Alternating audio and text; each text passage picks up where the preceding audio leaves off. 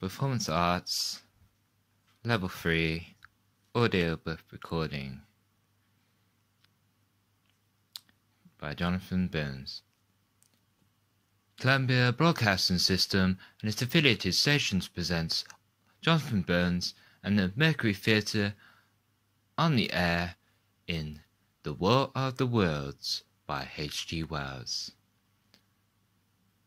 Ladies and gentlemen, the director of the Music Theatre and the star of these broadcasts, Jonathan Burns.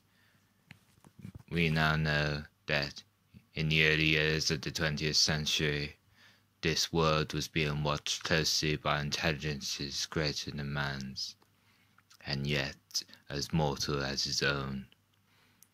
We now know that as human beings busied themselves about their various concerns, they were scrutinized and studied, perhaps almost as narrowly as a man with a microscope might scrutinize the transient creatures that swarm and multiply in a drop of water.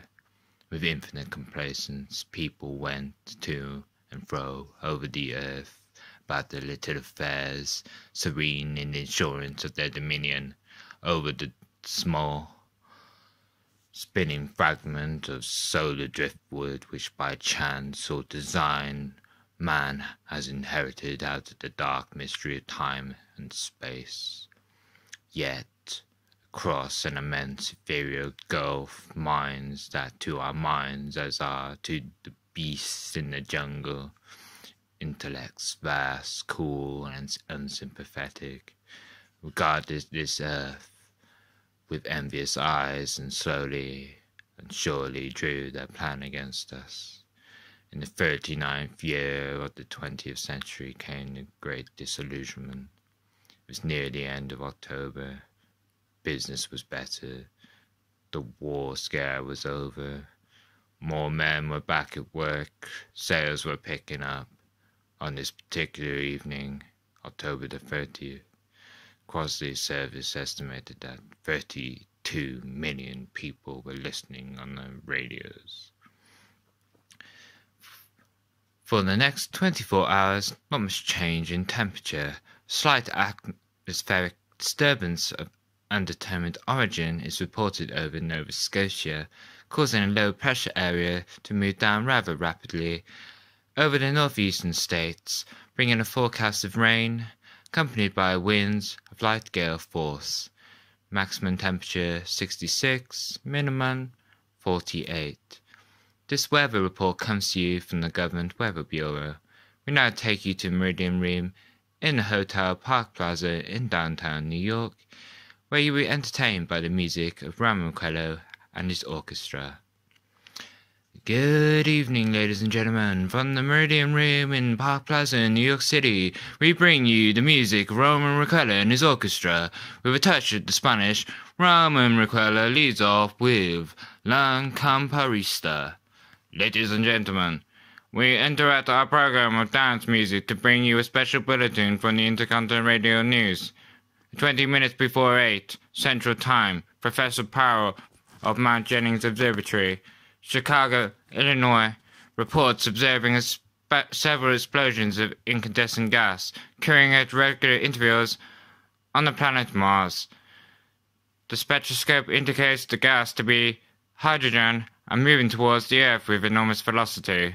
Professor Pearson of the observatory at Princeton confirms Powell's observation and describes the phenomenon as, quote, like a jet of blue flame shot from a gun, unquote. We now return to the music of Ramon Quello, playing for you in the Meridian Room, the Park Plaza Hotel, situated in downtown New York. Now a tune that never loses favor, the ever popular Stardust, Ramon Quello and his orchestra. Ladies and gentlemen, following the news given on our bulletin a moment ago, the Government Meteorological Bureau has requested the large observatories of the country to keep an astronomical watch on any further disturbances occurring on the planet Mars. Due to the unusual nature of this occurrence, we have arranged an interview with noted astronomer Professor Pearson, who will give us his views on the event. In a few moments, we take you to the Princeton Observatory of Princeton, New Jersey. We return you until then to the music of Roman Mercado and his orchestra. We are now ready to take you to Princeton Observatory at Princeton, where Carl Phillips, our commentator, will interview Professor Richard Pearson, famous astronomer. We now take you to Princeton, New Jersey.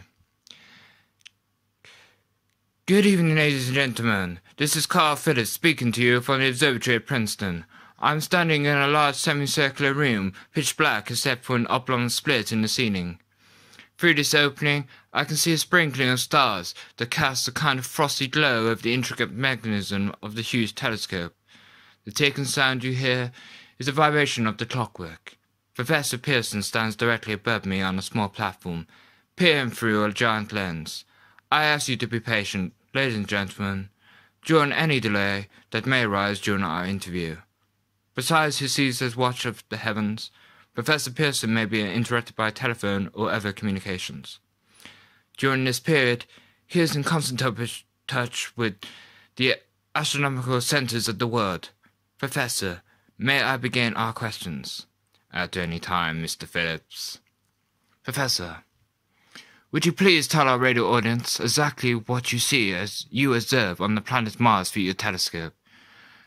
Nothing unusual at the moment, Mr. Phillips.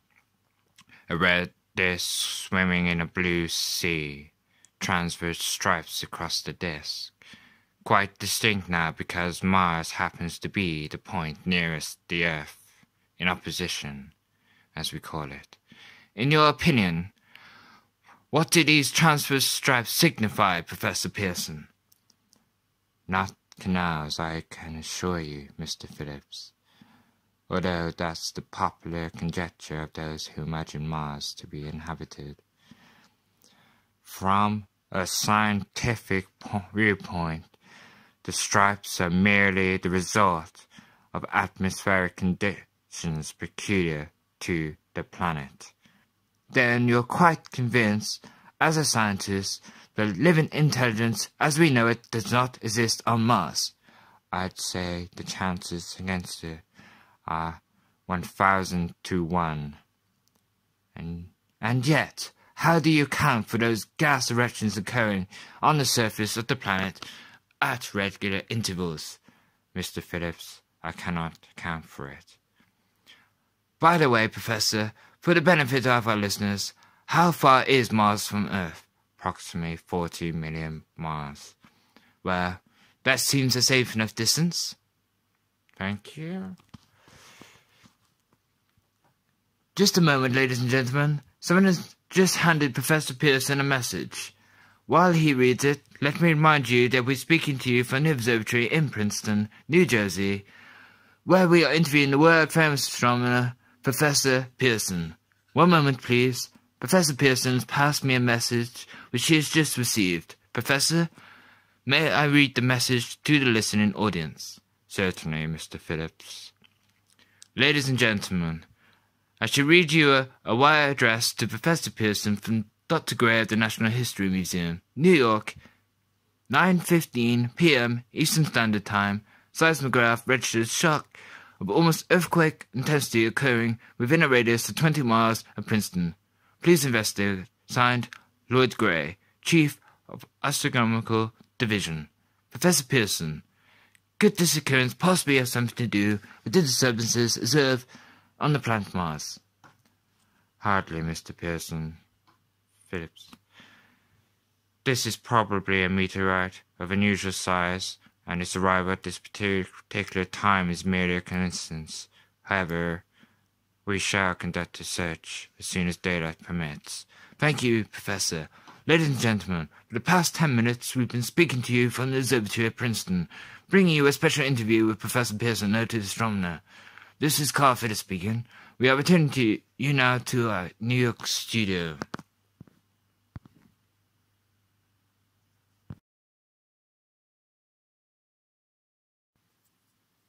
Ladies and gentlemen, here is the latest bulletin from the Intercontinental Radio News, Toronto, Canada. Professor Morse of McGill University reports observing a total of 3 explosions on the planet Mars between the hours of 7:45 p.m. and 9:20 p.m. Eastern Standard Time. This confirms earlier reports received from American observatories. Now, nearer home, comes a special announcement from Trenton, New Jersey.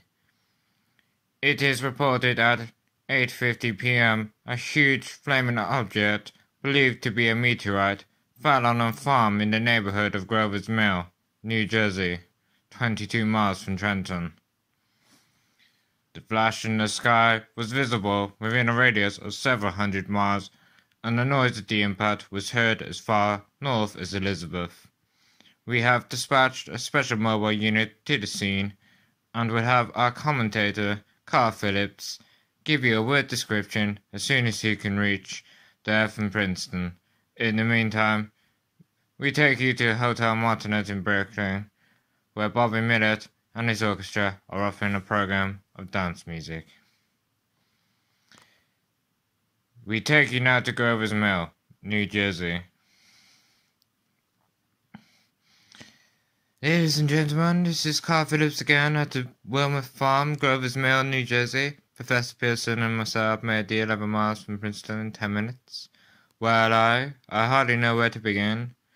To paint for you a word picture of the strange scene before my eyes, like something out of a modern Arabian Nights. Well, I just got here. I haven't had a chance to look around yet. I guess that's it. Yes, I guess that's the thing directly in front of me, half buried in a vast pit. Must have struck with a terrific force. The ground is covered with splinters of a tree it must have struck on its way down. What I can see of the object, it doesn't look very much like a meteor.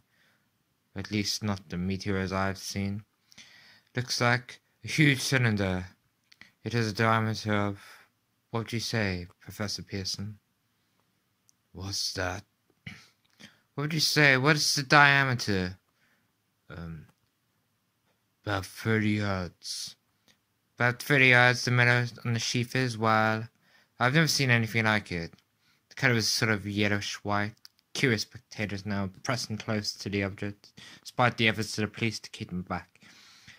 They're getting on the front of my line of vision. Would you mind standing to one side, please?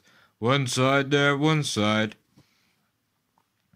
While the policemen are pushing the crowd back, here's Mr. Wilworth, owner of the farm here. He may have some interesting facts to add, Mr. Wilworth. Would you please tell the radio audience as much as you remember of this rather unusual visitor that dropped in on your backyard? Step closer, please, ladies and gentlemen. This is Mr. Wilmer. While I was listening to the radio... closer and louder, please. Pardon me. Louder, please, and closer. Yes, sir. While I was listening to the radio and kind of drowsing, that professor fellow was talking about Mars, so I was half dozing and off. Yes, Mr. Melworth, then what happened?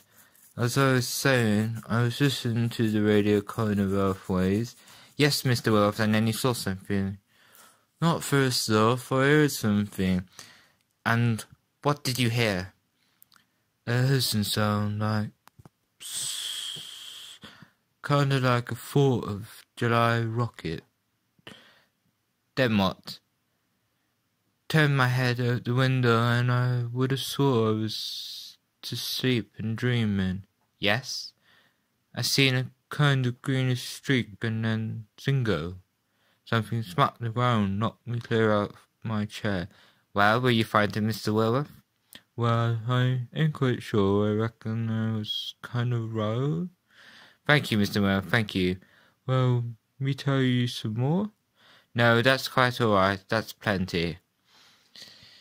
Ladies and gentlemen, you've just heard Mr. Wilworth over in the farm where this thing is fallen. I wish I could convey the atmosphere, the background of this fantastic scene.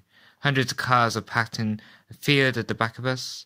Police are trying to rope off the roadway leading to the farm, but it's no use. They're breaking right through.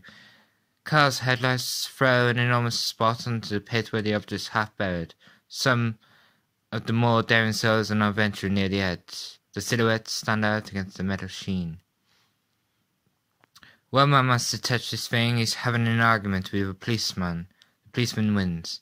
Now, ladies and gentlemen, there's something I haven't mentioned in all this excitement, but now it's becoming more distinct. Perhaps you've caught it already on the radio. Listen. Do you hear it? It's a curious humming sound that seems to come from inside the object. I'll move the microphone nearer. Now, we're not more than 25 feet away. Can you hear it? Now? Oh, Professor Pierce? Yes, Mr. Phillips. Can you tell us the meaning of the scraping noise inside the thing? Possibly the unequal cooling of its surface. I see. Do you think it's a meteor, Professor? I don't know what to think. The metal casing is extremely extraterrestrial, not found on this Earth. Friction with the Earth's atmosphere usually tears a hole in a meteorite. This thing is smooth and, as you can see, of cylindrical shape. Just a minute, something's happening. Ladies and gentlemen, this is terrific. This end of the thing is beginning to flake off. The top is beginning to rotate like a screw. The thing must be hollow. She's moving, look. That thing's unscrewing. Keep back there, keep back, I tell you. Maybe there's a man in it trying to escape. It's red hot, they're burned to a cinder. Keep back there, keep those idiots back.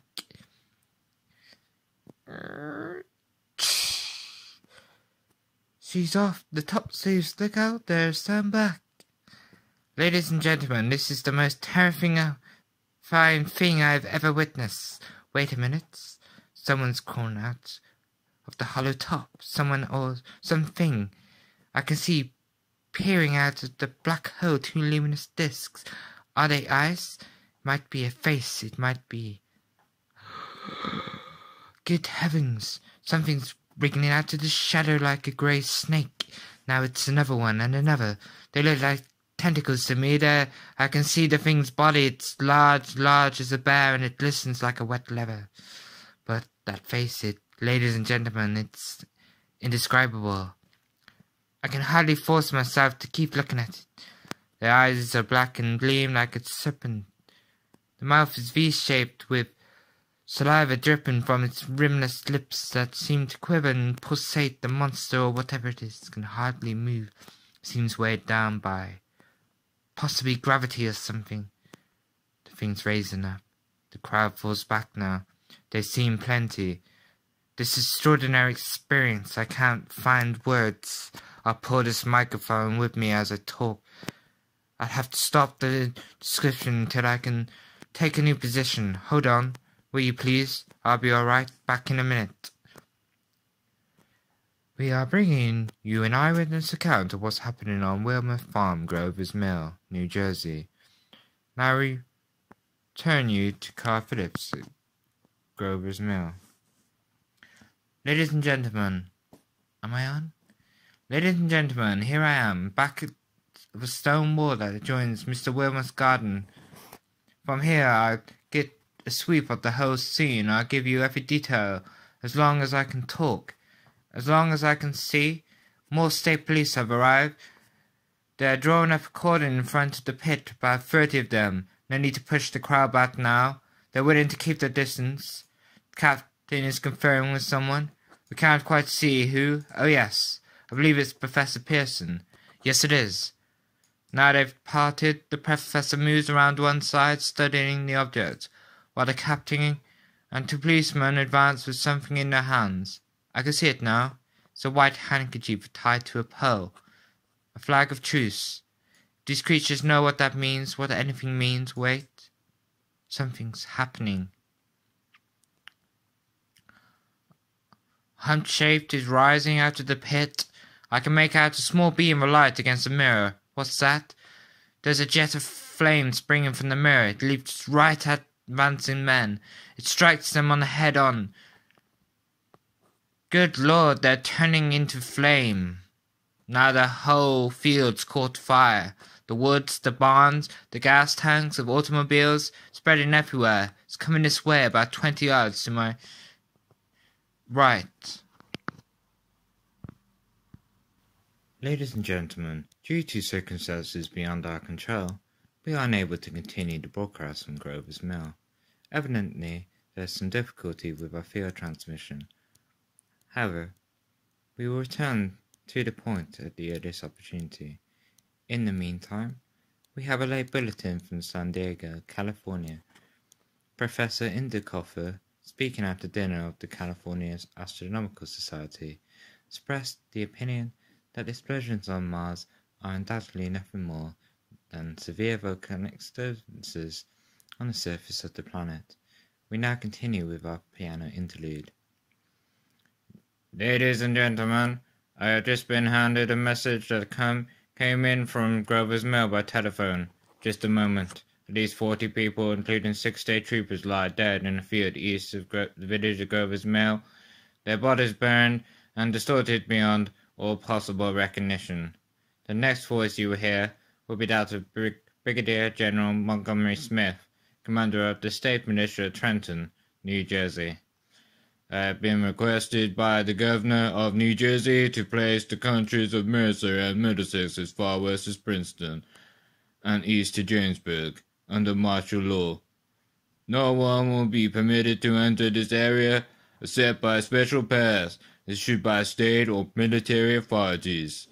4 companies of state militia are operating from Trenton to Governor's Mill and will aid in the evacuation of the homes within the range of military operations. Thank you. You have just been listening to General Montgomery Smith commanding the state militia of Trenton. In the meantime, further details of the catastrophe at Grover's Mill are coming in. The strange creatures are unleashing a deadly assault, crawled back into their pit and made no attempt to prevent the efforts of the firemen to recover the bodies and extinguish fire. Combined fire departments of Mercer County are fighting the flames which menace the entire countryside. We have been unable to establish any contact with our mobile unit at Grover's Mill, but we hope to be able to return you there at the earliest possible moment. In the meantime, we take you. Just one moment, please. Ladies and gentlemen, we have just been informed that we have finally established communication with an eyewitness of the tragedy. Professor Pearson has been located at a farmhouse near Grover's Mill, where he has established an emergency observation post. As a scientist, he will give you his explanation of the calamity. The next voice you will hear will be that of Professor Pearson, brought to you by direct wire. Professor Pearson, of the creatures in the rocket cylinder at Grover's Mill, I can give you no authoritative information, either as to their nature, or to the origin, or their purpose here on Earth, or their destructive instrument. I might venture soon conjecture explanation. For want of a better term, I shall refer to the mysterious weapon as heat ray. It is all too evident that these creatures have scientific knowledge far in advance of our own. It is my guess that in some way they are able to generate an intense heat in a chamber of practically absolute non-conductivity. This intense heat they project in a parallel beam against any object they choose, by means of a polished parabolic mirror of a known composition, much as the mirror of a lighthouse projects a beam. That is my conjecture of the origin of the heat ray. Thank you, Professor Pearson. Ladies and gentlemen, here is a bulletin from Trenton. It is a state briefing informing us that the child body of Carl Phillips has been identified in Trenton Hospital. Now, here's another bulletin from Western D.C. Office of the Director of National Red Cross. Reports 10 units of Red Cross emergency workers have been assigned to the headquarters of the state militia stationed outside Grover's Mill, New Jersey. Here's a bulletin from State Police, Princeton Junction. The fires at Grover's Mill and vicinity are now under control. The scouts report all quiet in the pit, and no sign of life appearing from the mouth of the cylinder. Now, ladies and gentlemen, we have a special statement from Mr. Harry MacDonald, Vice President in charge of operations. We have received a request from the militia Trenton to place at the disposal our entire broadcasting facilities.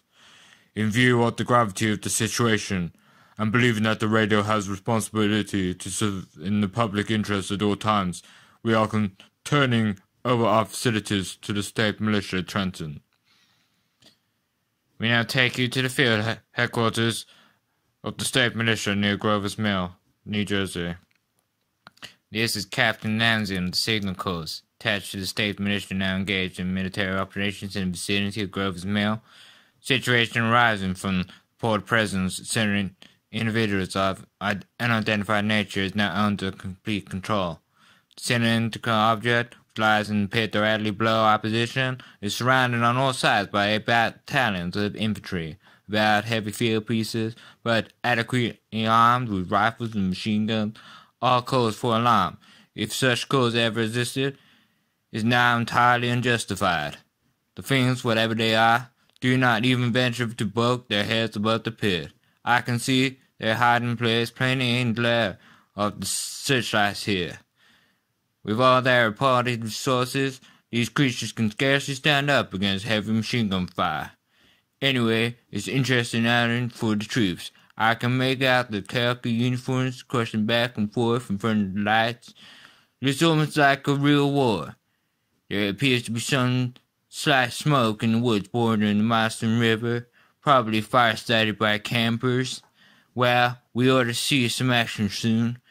One of the companies is deploying on the left flank. And quick thrust and it will be over. Now wait a minute. I see something on top of the cylinder. No, it's nothing but a shadow. Now the troops are on the edge of Wilmot Farm. 7,000 armed men closed in on an old metal tube. Well, wait, that wasn't a shadow. Something moving. Solid metal. Some kind of shit-like affair rising up out of the cylinder. It's going higher and higher. Why, it's standing on legs. Actually rearing up on a sort of metal framework. Now it's reaching above the trees and the searchlights are on it. Hold on. Ladies and gentlemen, I have a grave announcement to make. Incredible as it may seem, both the observations of science and the evidence of our eyes lead to the inescapable assumption that those strange beings who landed in the Jersey Islands tonight are the vanguard of an invading army from the planet Mars. The battle which took place tonight at Grover's Mill has ended in one of the most startling defeats ever suffered by an army in modern times. 7,000 men, armed with rifles and machine guns, pitted against a single fighting machine of the invaders from Mars. 120 known survivors. The rest are strewn over the battle area from Grover's Mill to Plainsboro, crushed and trampled to death under the metal feet of the monster, or burned to cinders by its heat ray. The monster is now in control of the middle section of New Jersey, and has effectively cut the state through its center. Communication lines are down from Pennsylvania to the Atlantic Ocean. Railroad tracks are torn from service from New York to Philadelphia discontinued, except routing some of the trains through Allentown and Phoenixville. Highways to the north, south, and west are clogged with frantic human traffic. Police and army reserves are unable to control the mad flight. By morning, the fugitives would have swelled Philadelphia, Camden, and Trenton. It is estimated to twice their normal population. At this time, martial law prevails throughout New Jersey and eastern Pennsylvania. We now take you to Washington for a special broadcast of national emergency. The Secretary of the Interior. Citizens of the nation, I shall not try to conceal the gravity of the situation that confronts the country, nor the concern of your government in protecting the lives and property of its people. However, I wish to impress upon you, private citizens and public officials, all of you, the urgent need of a calm and resourceful action. Fortunately, this formidable enemy is still confined to a comparatively small area, and we may place our faith in the military forces to keep them there.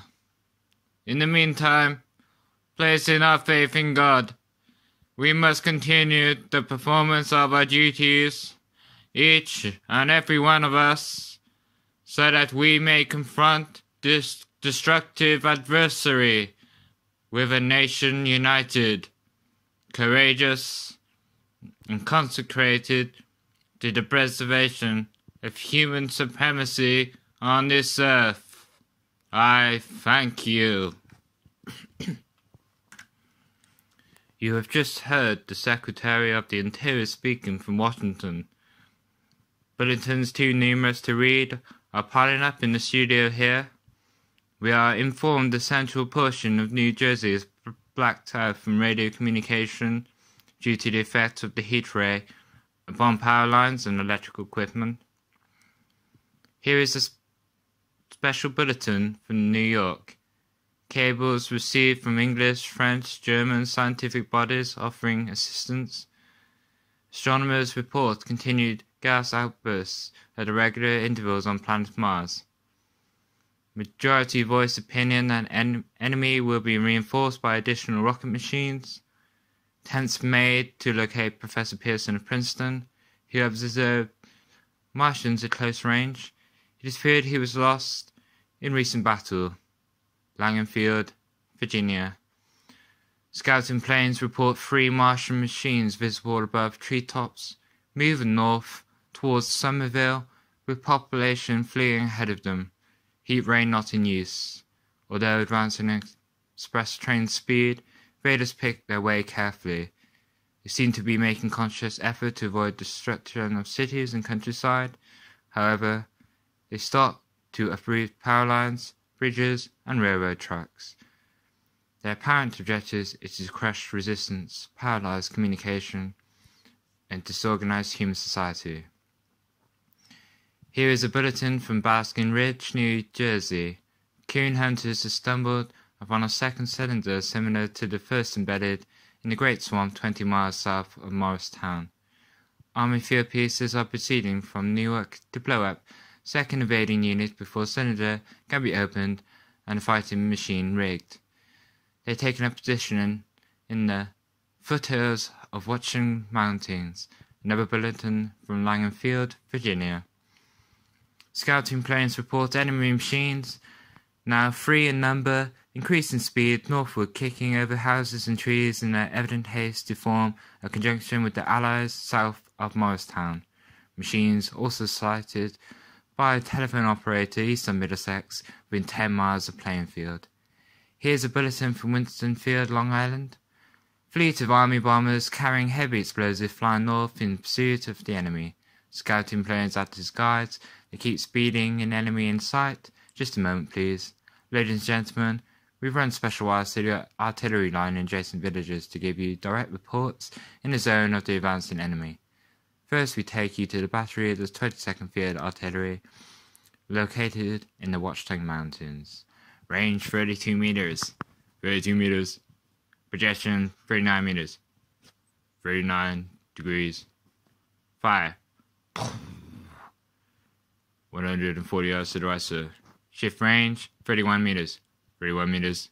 Projection 37 degrees. 37 degrees. Fire. Hey, sir, we got the tripod of one of them. They stopped. The others are trying to repair it. Quick, get the range. Shift 30 meters. 30 meters. Projection 27 degrees. 27 degrees. Fire. Can't see the shell alarm, sir. They're letting off a smoke. What is it? Black smoke, sir. Moving this way. Lying close to the ground. It's moving fast. Put on gas masks. Be ready to fire. Shift 24 meters. 24 meters. Projection 24 degrees. 24 degrees. Fire. Still got you, sir. The smoke's come near. Get out the range. 23 meters. 23 meters. 23 meters. Projection 22 degrees. 20 degrees. Wait. Army bombing plane VA-43 off Bayonne, New Jersey. Lieutenant Boyd commanding 8 bombers. Reporting to Commander Fairfax, Logan Field. This is what? Reporting to Commander Fairfax, Logan Field. Enemy tripod machines now in sight. Reinforced by 3 machines from the Morristown cylinder. 6 still together. 1 machine already crippled. Believe hit by a shot from Iron Gun, Watchtower Mountains. Gun down Pierce Island. Black fog hanging close to the earth. Extremely density. Nature unknown. No sign of heat ray. Enemy now turns east, crossing past the river into New Jersey marshes. Never straddles at the Pulaski Skyway. Evident objective New York City. They're pushing down a high-tension power station. The machines are close together now, and we're ready to attack. Plane circling, ready to strike. 1,000 yards, and we're all over the first. 800 yards, 600, 400, 200. There they go, the giant race.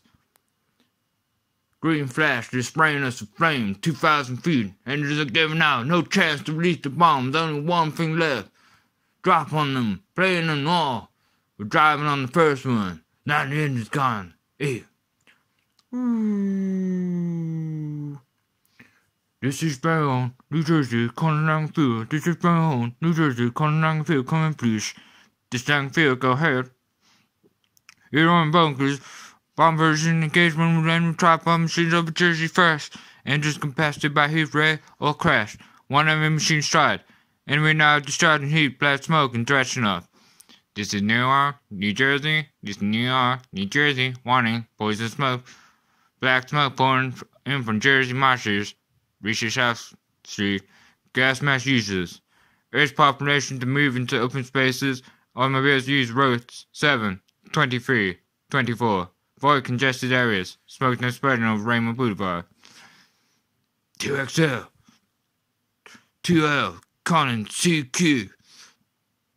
2X. 2L. Colin. Charlie, Quebec. 2X. 2L. Colin. 8X. 3R. Come in, please. This is 8X. 3R. Come back. 2X. 2L. How's reception, K, please?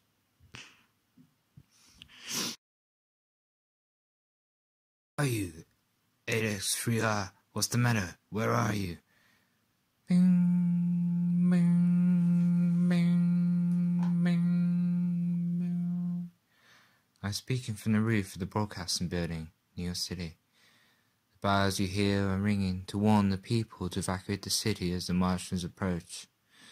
Estimated in the last 2 hours, 3 million people have moved out on the roads to the north. Hudson River Parkway is still kept open for motor traffic. Avoid bridges to Long Island. Hope to see jammed. All communication with Jersey Shore closed 10 minutes ago. No more defences. Our army wiped out. Artillery, Air Force, everything wiped out. This may be the last broadcast. We stay here till the end. People are holding service below us in the cathedral. Now I look down to the harbour, all manner of boats, overloading with fleeing population, pouring out from the docks.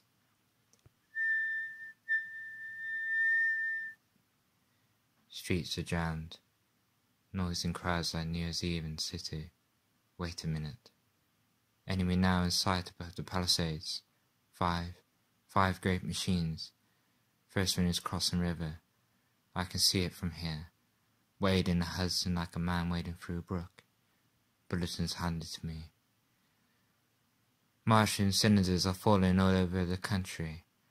One outside Buffalo, one in Chicago, St. Louis, seem to be timed in space. Now the first machine reaches the shore. Stands watching, looking over the city. His steel, childish head is even with the skyscrapers. He waits for the others. They raised like a line in the towers on the city's west side. Now they're lifting their metal hands. This is the end now. Smoke comes out. Black smoke, drifting over the city. People in the streets see it now. They're running towards the East River, thousands of them, dropping like rats. Now the smoke's spreading faster. It's reached Times Square. People trying to run away from it, but it's no use. They're falling like flies. Now the smoke's crossing 6th Avenue, 5th Avenue. 100 yards away is 50 feet. 2x2L Konosuke, 2x2L Konosuke, 2x2L Konosuke, New York. Is there anyone on the air? Is there anyone on the air? Isn't there anyone? 2x2L. You are listening to CBS presentation of Jonathan Burns on the Mercury Theatre on the air in an original dramatization of The Ward Awards by H.G. Wells. The performance will continue after a brief intermission. This is the Columbia Broadcasting System. As I sat down these notes on paper, I'm obsessed by the thought that I may be the last living man on earth. I have been hiding in this empty house near Grover's Mill, a small island of daylight cut off with the black smoke from the rest of the world. What had happened before that arrival of these monstrous creatures in the world now seems part of another life, a life that has no continuity with the present. Furtive assistance of the lonely derivative pencils, these words on the back of some astronomical notes bearing the signature of Richard Pearson. I looked down at my blackened hands, my torn shoes, my tattered clothes, and I tried to connect them with a professor who lives at Princeton, and who on the night of October 30th glimpsed through his telescope an orange splash of light on a distant planet. My wife, my colleagues, my students, my books, my observatory, my world. Where are they? Did they ever exist? Am I Richard Pearson? What day is it? Do days even exist without calendars? Does time pass when there are no humans or hands left to wind the clocks? Writing down my daily life, I tell myself shall preserve human history between the dark covers of this little book that was meant to record the movement of the stars.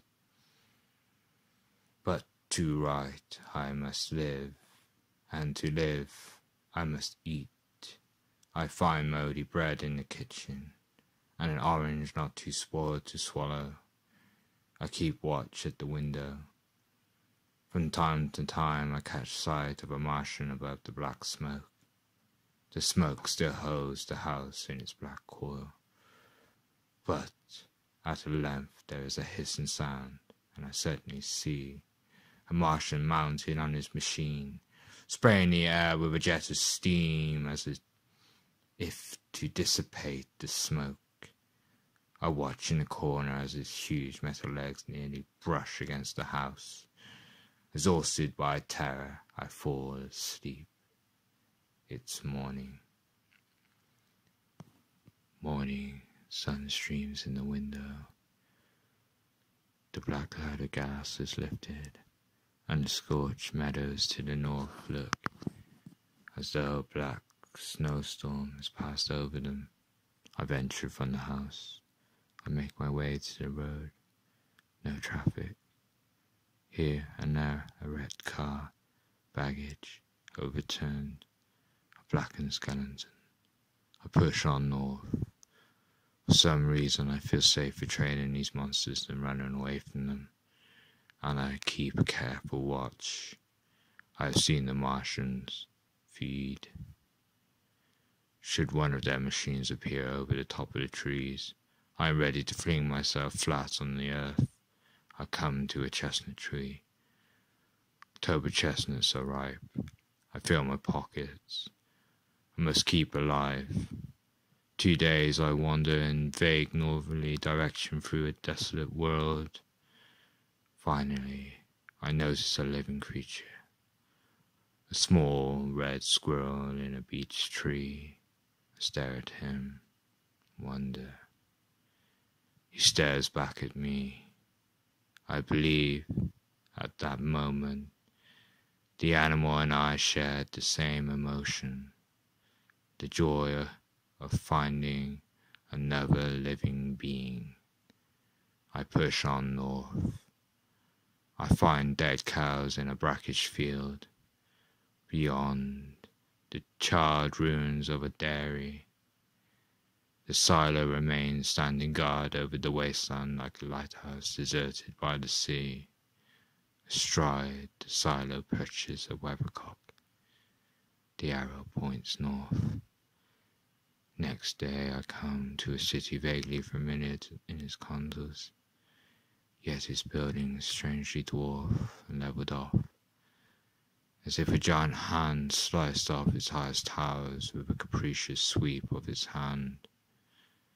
I reached the outskirts.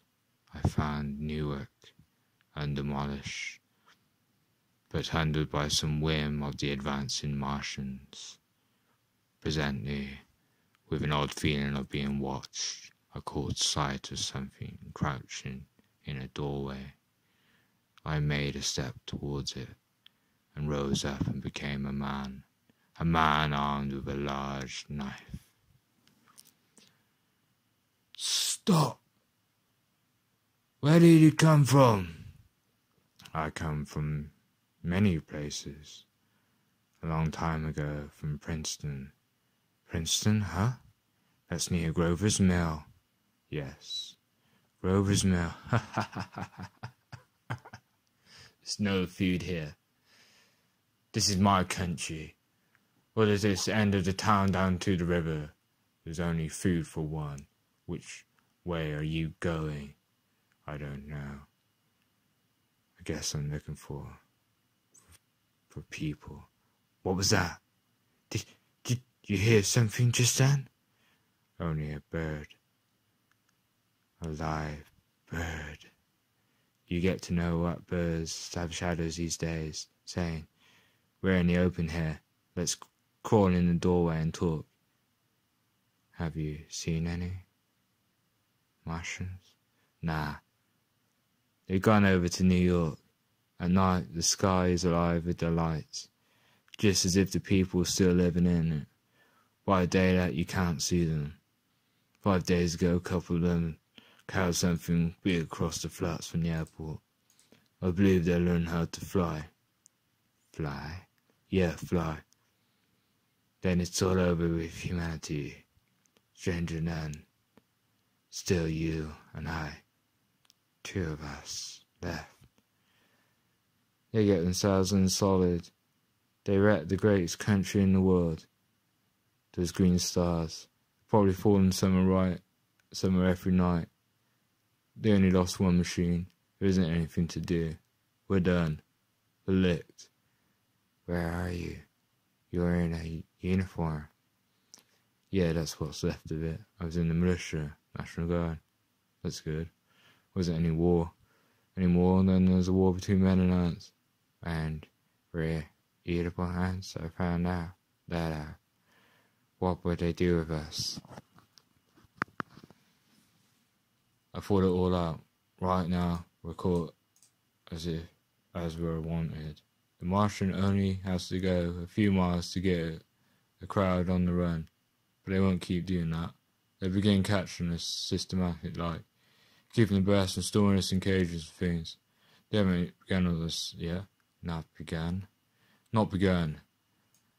Well, that's happened so far is that because we don't have sense enough to keep quiet, bothering them with guns and stuff and losing our heads and rushing off in crowds. And instead of us rushing around blind, we got to fix ourselves up according to the way things are now. Cities, nations, civilization, progress. Done. But if that's so, what is there to live for? Well, there won't be any more concerts for a million years or so. and no nice little dinners at restaurants. If it's amusement you're after, I guess the game's up. And what is there left? Life. That's what. I want to live, yeah. And so do you. We're not going to be exterminated.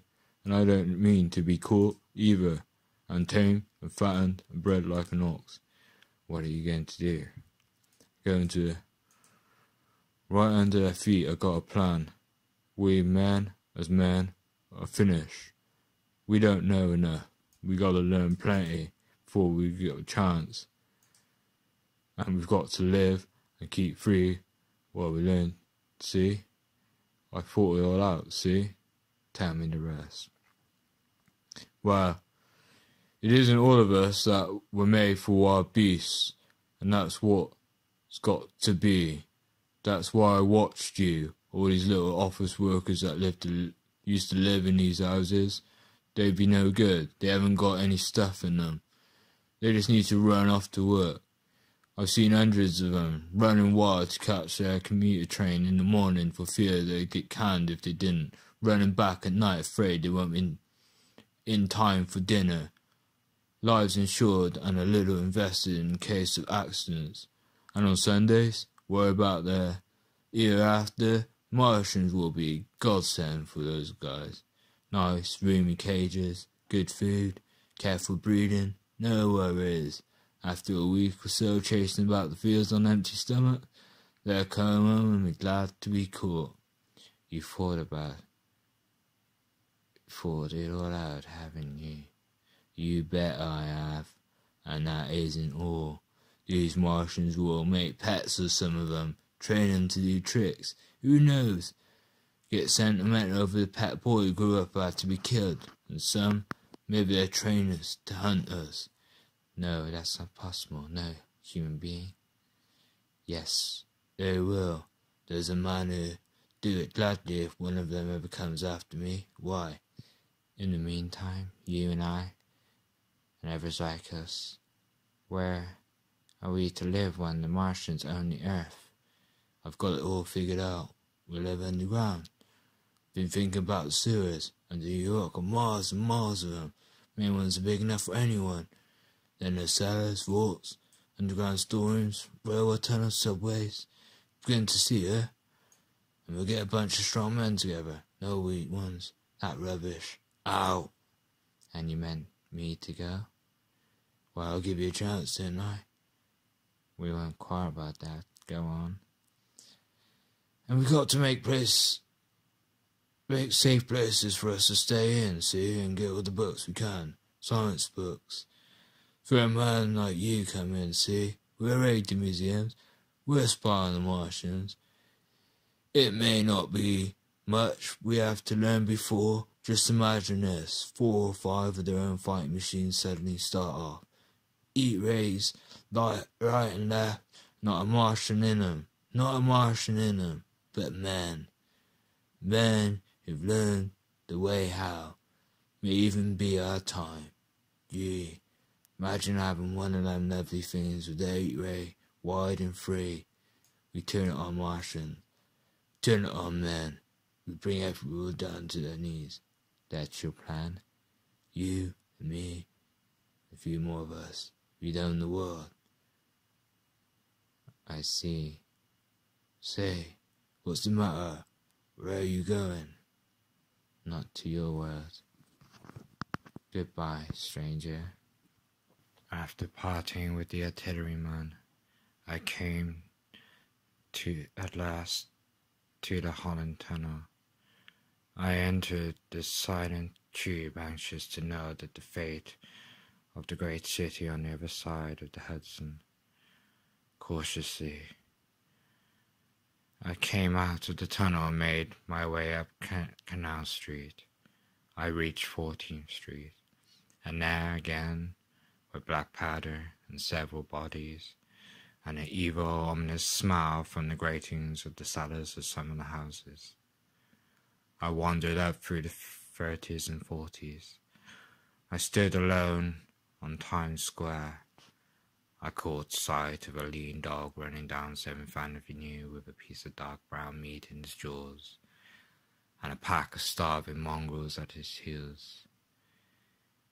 He made a wide circle around me, as though he feared I might prove a fresh competitor.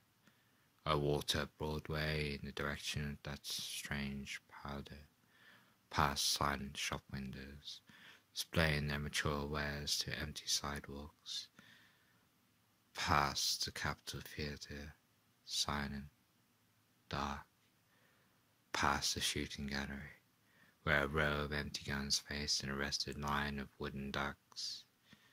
Near Columbus Circle, I noticed models of 1939 motor cars in the showrooms facing empty streets. From over the top of the General Motors building, I watched a flock of blackbirds circling in the sky. I hurried on. Suddenly I caught sight of a Martian machine, standing somewhere in Central Park, gleaming in the late afternoon sun. An insane idea. I rushed recklessly across Columbus Circle and into the park, climbed a small hill above the pond at 60th Street. From there I could see, standing in a silent row along the mall, 19 of those great metal titans, their cowls empty, their great steel arms hanging listlessly by their sides. I looked in vain for the monsters that inhabit those machines. Suddenly my eyes were attracted to the immense flock of blackbirds that hovered directly below me. They circled the ground, and there before my eyes, stark and silent, lay the Martians, with the hungry birds pecking and tearing down brown shreds of flesh from their dead bodies. Later, when their bodies were examined in the laboratories, it was found that they were killed by the putrefactive and diseased bacteria against which the systems were unprepared, slain after all man's defences had failed, by the humblest thing that God in his wisdom put upon this earth. Before the cylinders fell, there was a general persuasion that through all the deep of space no life existed beyond the petty surface of our minute sphere. Now we see further.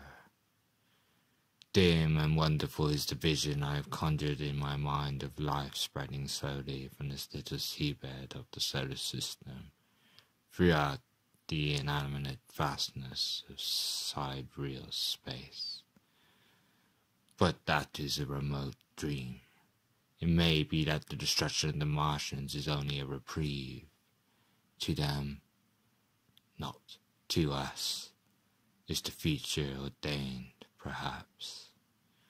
Strange it is now seems to sit in my peaceful study at Princeton, writing down this last chapter of the record begun at a deserted farm in Grover's Mill. Strange to see from my window the university spires dim and blue through an April haze. Strange to watch the children playing in the streets. Strange to see young people strolling on the green, where the new spring grass heals the last black scars of a bruised earth. Strange to watch the sightseers enter the museum, where the disassembled parts of a Martian machine are kept on public view.